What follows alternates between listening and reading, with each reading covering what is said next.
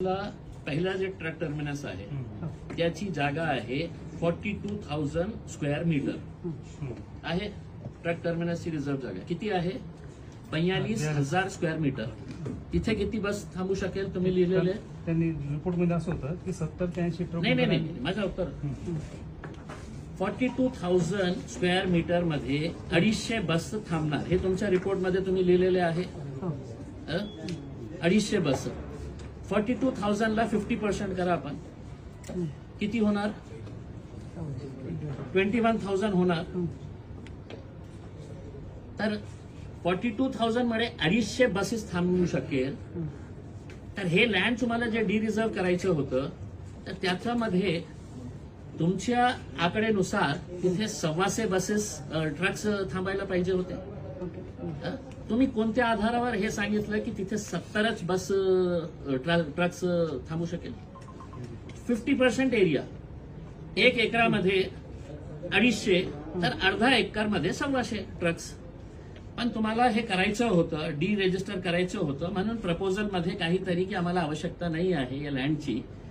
नाही तर याचं स्पष्टीकरण तुमच्या मॅथमॅटिक्स प्रमाणे, माझं मॅथमॅटिक्स वीक आहे तर तुम्ही समजावून सांगा. 42,000 मध्ये 250 बसेस तर 21,000 मध्ये किती ट्रक्स थांबायला पाहिजे सर?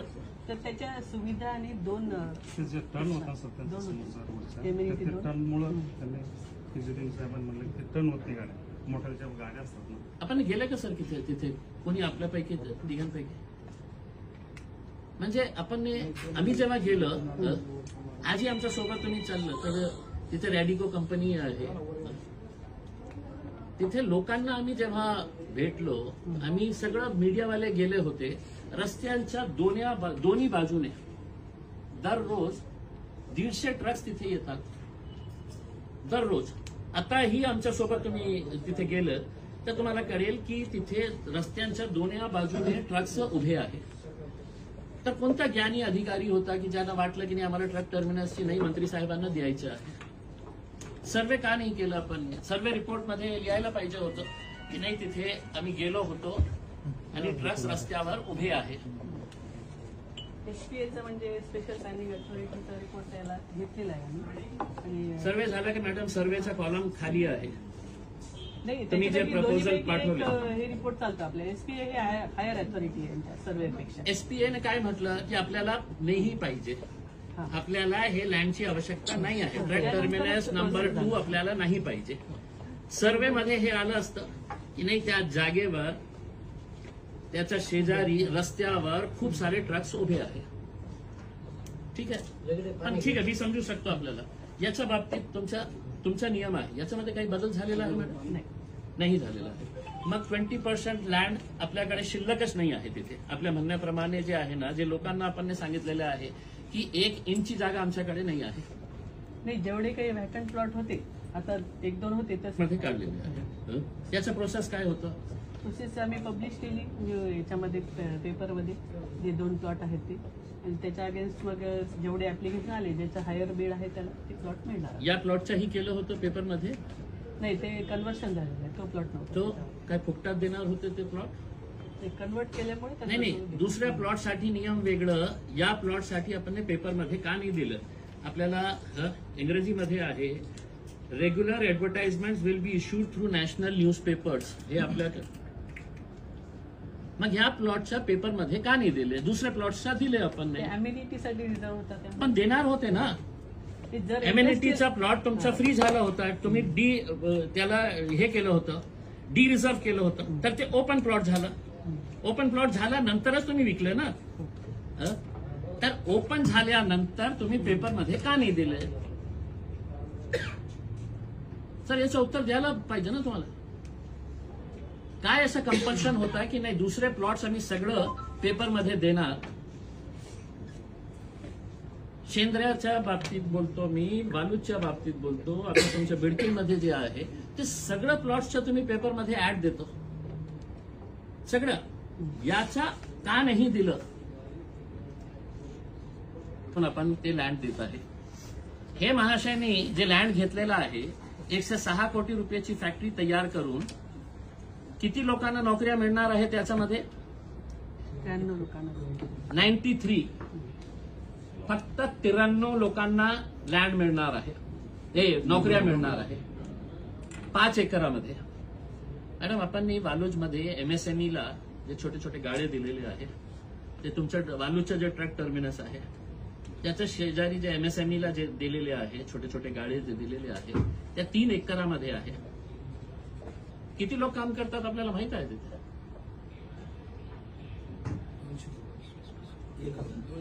1000 लोक काम करतात सर. 1000 लोक. त्या सगळ्या इंडस्ट्रियलिस्टचे ते लोकांना मी बोलवले होते. त्या MSME 3 एकरची जागा आहे. 93 लोकांना आपण हे देणार होते. समजा माझी पण इच्छा होती तिथे ते लँड घेण्याची, मी तुम्हाला जास्त बिल्डिंग मध्ये जास्त पैसे दिले असते. मी 93च्या ऐवजी 150 लोकांना, तर तुमच्याकडे हे चॉईस झाली असती की आपल्याला कुणाला द्यायचं आहे. आता आपल्याला हे सांगा मॅडम की याच्या अगोदर आपल्याकडे खूप सारे अर्ज आले असेल की आम्हाला कितने आए थे एग्जैक्ट तो बताना मुश्किल है, जनता को बता दीजिएगा सर. साल भर में 2, 4, 10, 100, 50 20 एक एप्लिकेशन्स आते हैं. मग प्रायोरिटीने त्यांना द्यायला पाहिजे होतं की ते जेन्युअन इंडस्ट्रियल हे आहे, एंटरप्रिन्युअर आहे. आणि आपला दुसरा नियम हे पण सांगतो ना की जे ऑलरेडी एक्झिस्टिंग इंडस्ट्री आहे त्यांना एक्सपान्शन करायचं असेल तर ते प्रायोरिटीवर त्यांना देण्यात येतं. पॉलिसी आहे तुमची. तर अनेक असे ज्यांची इंडस्ट्री केंद्रामध्ये आहे त्याचेही अर्ज आपल्याकडे आलेले आहे, आम्हाला एक्सपान्शनसाठी लँड पाहिजे. ते तुमचा नियम आहे ना. दिलेले मग सगळे त्या- स्क्रुटिनी करून बऱ्याच जणांना आपण एक्सपेन्शन आता तुमच्याकडे एक ही ऍप्लिकेशन नाही आहे असं एक्सपेन्शन मध्ये नाही आहे. हे श्रमिक उद्योजक सहकारी औद्योगिक वसाहत या लोकांनी आपल्याकडे अर्ज केलं होतं सगळ्यांनी. आणि हे शुद्ध महाराष्ट्रीयन मराठी लोक आहे. महाराष्ट्रीयन मराठी लोक जे तिथे काम करत आहे आणि शुद्ध मराठी लोक आहे. कष्ट करणारे, मेहनत करणारे, वडापाव विकणारे नाही.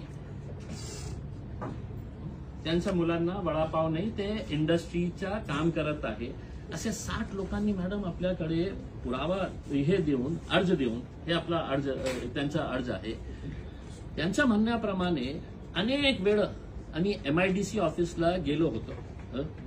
काकडे, वामनराव, बलवंत, नारायणराव, अप्पासाहेब, मधुकर, दिनकर, हेमलता, सागर, ज्ञानोबा, हे सगळे मराठी लोक आहेत. त्यांना आपण नाही दिलं. त्यांचा अर्ज घेतलं आणि टाकलं कचऱ्यात, कारण ते मंत्री नाही आहे.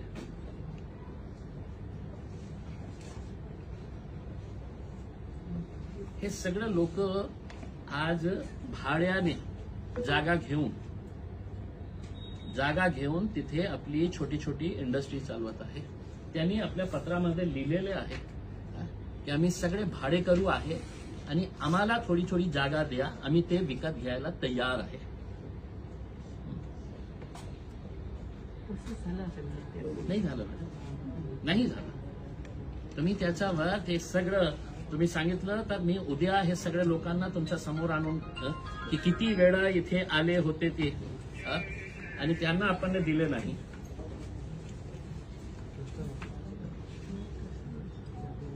देतो मी आपल्याला पूर्ण कॉपीज, आपल्याला सगळं देतो. आपल्याला हायकोर्टाने एक निर्णय दिला होता, थोडासा जुना आहे पण 60 लोक होते ज्यांनी आपल्याकडे जागा मागितली होती. तर हायकोर्टाचा ऑर्डर आहे MIDCला, तुम्हाला पार्टी करण्यात आली होती. त्याच्यामध्ये गवई साहेबांचा ऑर्डर आहे. We prima facie find that the allotment which has been done in favor of the respondent number is permissible as per the government policy, since these are the existing industries. We therefore vacate the status quo insofar as the allotment to the said respondent. However, we directed that the respondent MIDC shall not make any further allotments of the plots unless the plots sufficient enough to cater to the needs of the petitioners are earmarked.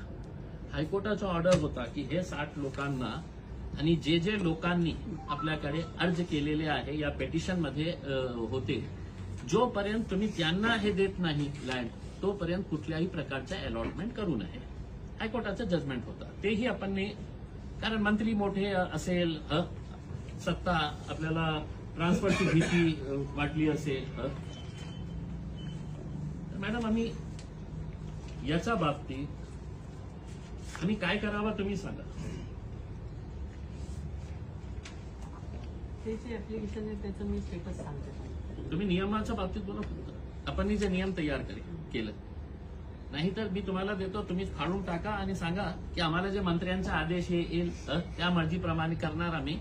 हे लोकांच्या आणि नियमांच्या खड्ड्यात जाऊ द्या, कचऱ्यात टाकतो. मी तुमच्या नियमाच्या बाबतीत पुस्तकं आणले ना. हे कोणी तयार केले? कृष्ण साहेब कोणी तयार केले? तुम्ही तयार केलेले आहे. MIDCचा नियम आहे, ईज ऑफ डुईंग बिझनेस. मतलब मोठा धन्ना सेट असेल, मोठा नेता असेल तर त्याच्यासाठी सगळे नियम डावलो.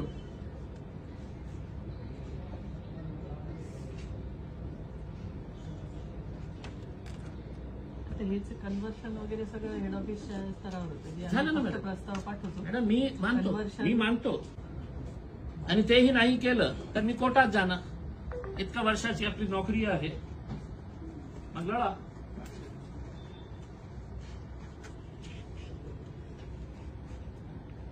आणि कृपा करून मॅडम, कृष्ण साहेब, पेपरमध्ये काही खाळखोळ करू नका. आमच्या माहितीप्रमाणे मंत्री साहेब आता काही खाळखोळ नवीन पेपर तयार करत आहे. याच्या बाबतीत जे ओरिजिनल डॉक्युमेंट्स आहे तेच ठेवा. सर, त्याची फाईल हेड ऑफिसला नाहीतर ते गेली. कोणीही असू द्या, जेलमध्ये आपली ही त्यांची फाईल सध्या हेड ऑफिसला गेली. आहे सगळं. म्हणूनच ते 8 दिवसाचा टाइम घेत आहे ना उत्तर द्यायला. आमची एक मागणी आहे की आपण जसा नियमांचं सगळं उल्लंघन करून हे प्लॉट अलॉट केले मंत्री साहेबांना, एक प्रस्ताव आपल्या वतीने हेड ऑफिसला पाठवा की ते आम्ही चुकीने केलेले आहे, आम्ही त्याचा सर्वे केलं नाही. आजही तिथे गेल्यानंतर तिथे खूप सारे ट्रक्स उभे आहेत, तिथे ट्रक टर्मिनसच व्हायला पाहिजे. आणि तसं नाहीच करायचं असेल तर पुन्हा त्याचं ऑप्शन करा, त्या प्लॉटचं ऑप्शन करा जे तुमच्या नियमाप्रमाणे आहे. आमची ही मागणी आहे. तसं प्रस्ताव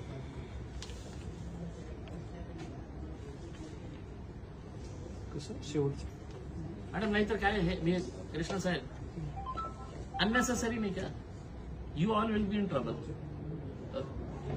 ये आप खुद मानते हैं. रिटायरमेंट को पता नहीं है कितना टाइम है, ये तो यंग है. लेकिन आखिरी के दिनों के अंदर सर मी पण आता नाही ठीक आहे ना. पण आता जे कोणी असेल त्यावेळी त्यांनाही सांगतो मी की तुम्ही नियमाप्रमाणे करा. इतके सारे महाराष्ट्रीयन लोक, मराठी महाराष्ट्रीयन लोक धंदा करायचा नाही, त्यांना धंदा करायचं होतं. आजही ते धंदा करत आहे भाड्याच्या जागेवर. त्यांनी आपल्याला लिहून दिलेले आहे की आम्ही भाड्याच्या जागेवर हे काम करत आहे. असे 60 लोक आहेत. हायकोर्टाने निर्देश दिलेला आहे आपल्याला की जोपर्यंत त्यांना प्लॉट मिळत नाही कोणत्याही नवीन अलॉटमेंट करायचं नाही. तुम्ही दिलं नाही तर आमची अपेक्षा हे आहे, नाहीतर आम्ही तर सोडणार नाही मॅडम. मी मतलब स्पष्टपणे बोलतो कृष्ण साहेब, हे सरकार काही करेल नाही करेल मला माहित नाही आहे की आपल्या नेत्याचा विरोध कशाला जायचं. पण मी तर जाऊ शकतो ना, मी एन्फोर्समेंट डायरेक्टोरेटला जाऊ शकतो. दिल्लीमध्ये जाऊन हे सगळे डॉक्युमेंट्स त्यांना दाखवणार.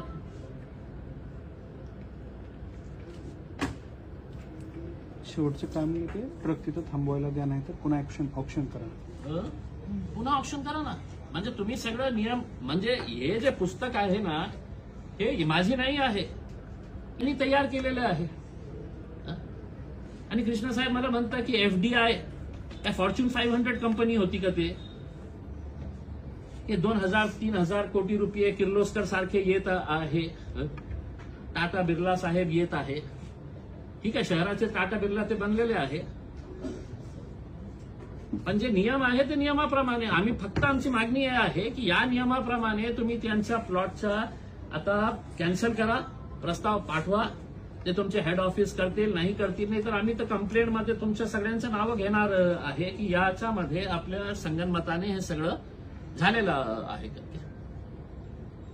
आणि बहुतेक जे 6 कोटी 6.5 कोटी रुपये तुम्ही प्लॉट विकलेले आहे त्याचं ऑप्शन झालं असतं तर ते पैसे माझ्या खिशात मध्ये नाही आले असते, MIDCला मिळाले असते. बहुतेक कोणती दुसरा जे इंटरेस्टेड पार्टी असलं असतं ते 10 कोटी रुपये तुम्हाला दिले असते.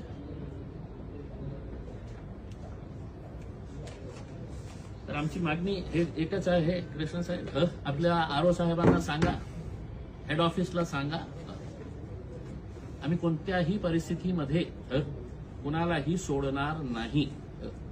जे आम्हाला करायचं आहे, आंदोलन करायचं आंदोलन करू, कोर्टामध्ये जाण्याची तयारी आम्ही ठेवलेली आहे आणि सरकारलाही आम्ही सगळं पुरावे देणार आहे. ते काही केलं नाही केलं तर स्वतः मी enforcement directorate, anti corruption wing of CBI आणि इन्कम टॅक्सलाही पाठवणार आहे की असे 27 कोटी रुपये स्वतःच्या खिशातून देणारा मंत्री रिक्षा चालवणारा म्हणतो तर बघू आम्ही. ठीक आहे.